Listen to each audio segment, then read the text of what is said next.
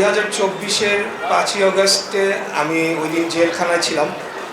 6 তারিখে আমি মুক্ত হওয়ার পরে ওই দিন রাতের বেলা 10টার দিকে আমাদের ঢাকা মহানগরীর উত্তর এবং দক্ষিণের 10 জন গুরুত্বপূর্ণ নেতা এবং অঙ্গ সংগঠনের 10 জন নেতাকে আমাদের দলের চেয়ারম্যান তারেক রহমান উনি একটা জুম মিটিং করে উনি কিছু গুরুত্বপূর্ণ নির্দেশনা দেন। তো সেখানে তিনি স্পষ্ট করে বলেছিলেন যে আমাদের হিন্দু ধর্মাবলম্বী যারা ভাই ও বোনেরা রয়েছেন এবং তাদের যে ধর্মীয় উপাসনালয়গুলো রয়েছে, বিশেষ করে আমাকেও বলেছিলেন, যেহেতু আমি পুরান ঢাকার এই অঞ্চলে দায়িত্বপ্রাপ্ত ছিলাম, বলেছেন যে কোনোভাবেই যাতে একটা ফুলের টোকাও যাতে আমাদের হিন্দু ধর্মাবলম্বী ভাই ও বোনেদের কোনো স্থাপনা, বাসস্থান, ব্যবসা প্রতিষ্ঠান, ধর্মীয় উপাসনালয় না হয়। এবং সেটি উনি বলার পরে তাৎক্ষণিকভাবে আমরা আমাদের যারা থানা নেতৃবৃন্দ, মহানগর নেতৃবৃন্দ, এই আশেপাশের অঞ্চলে অন্যান্য আশেপাশে যারা আছে, আমি সবাইকে সতর্ক করি। তারা সেদিন তারা আগের থেকেই ওনারা অ্যাক্টিভ। তো সেইটা আমি বলার উদ্দেশ্য হলো এরপর থেকে আমরা খুব দৃঢ়ভাবে আমরা নিশ্চিত করি যে প্রত্যেকটা মন্দিরে আমি নিজেও ভিজিট করি, বিভিন্ন এলাকায় এটা আমরা নিশ্চিত করি। এখন বিষয়টি হচ্ছে আমরা বাংলাদেশ জাতীয়তাবাদী দল একটা গণতান্ত্রিক রাজনৈতিক দল। আমরা ধর্ম প্রচারের জন্যও আসি নাই, ধর্ম প্রচার আমরা করিও না। রাজনীতি ধর্ম দুটো আলাদা বিষয় আমাদের কাছে।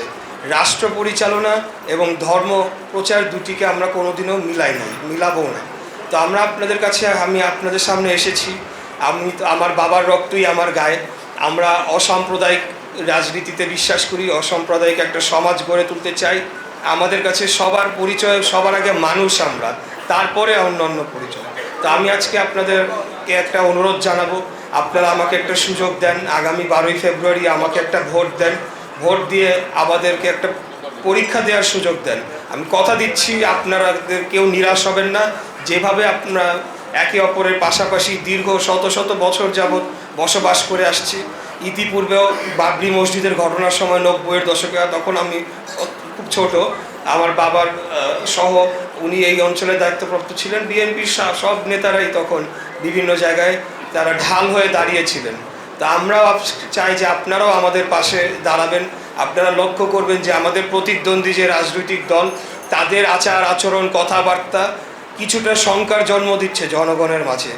বিশেষ করে নারী সমাজের প্রতি বলবো, তাদের যে আচার আচরণ, তারা তো আমাদের স্বাধীনতাও হরণ করবে। আমাদের হিন্দু ধর্মাবলম্বী ভাইদের তো বাদই দিলাম।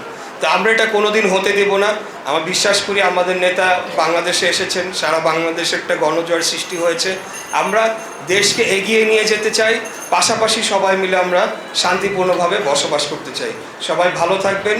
আপনাদের কাছে আমি দুঃখ প্রকাশ করছি, ক্ষমা চেয়ে নিচ্ছি। আপনাদের একটা গুরুত্বপূর্ণ অনুষ্ঠানের মধ্যখানে এসে আমরা যদি ইন্টারাপ্ট করে কোনো ডিস্টারবেন্স তৈরি করে থাকি, সেটার জন্য দুঃখ প্রকাশ করছি। ডিটারজেন্ট বাদ দিন, ফ্লোর মুছতে লাইজল নিন।